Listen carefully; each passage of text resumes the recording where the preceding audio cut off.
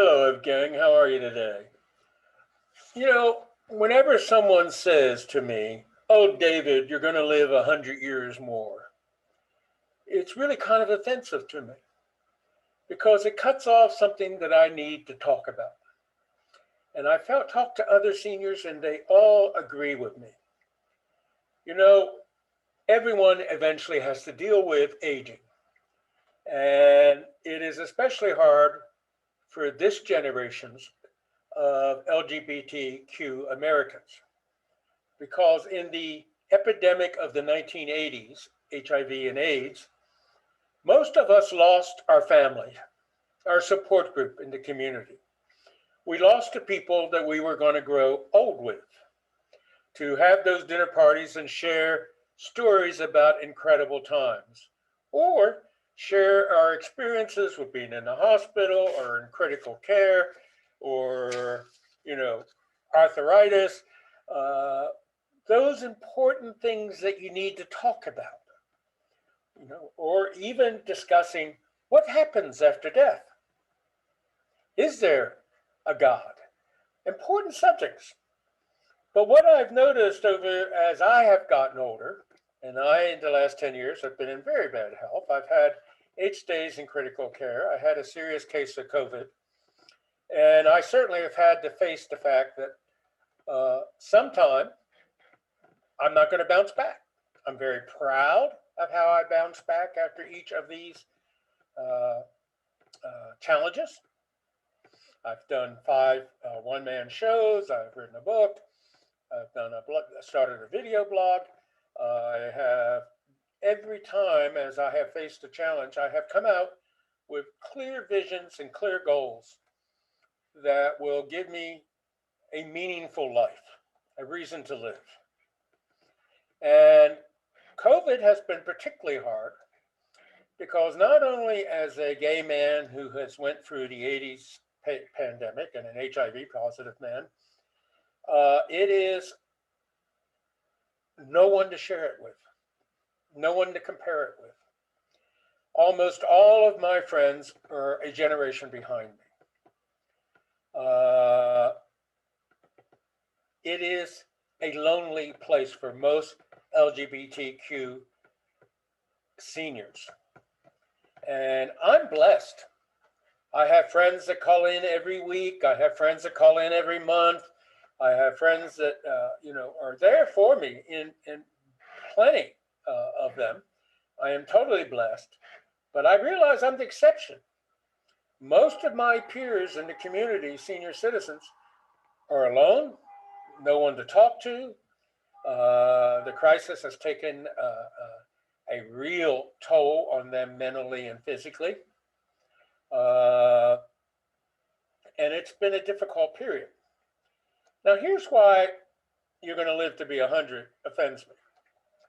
Because it is reflective of your discomfort, not mine.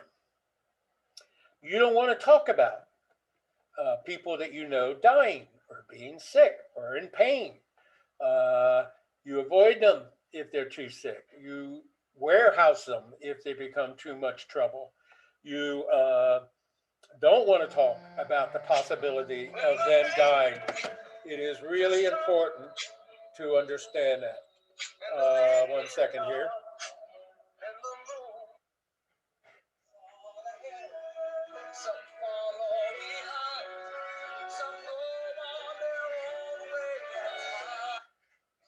Sorry about that, but I'm not going to edit it because I don't know how. That's just a fact. That's who I am. So, one of the things that we do want to talk about is what's going to happen to us. What do I think is going to happen when I die? Uh, when do I reach that point in my life that I feel I am no longer relevant, that I'm occupying space? Do I believe in euthanasia?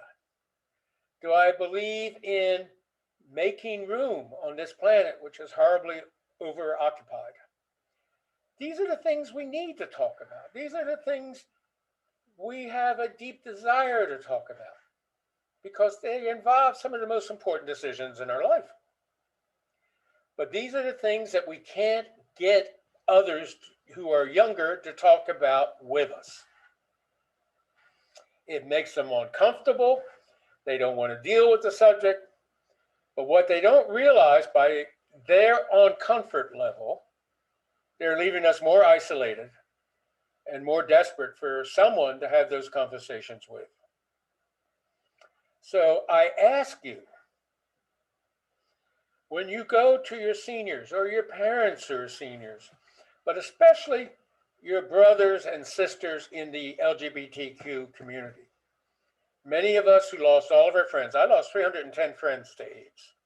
Many of us, some of us who have lost our families and are totally alone.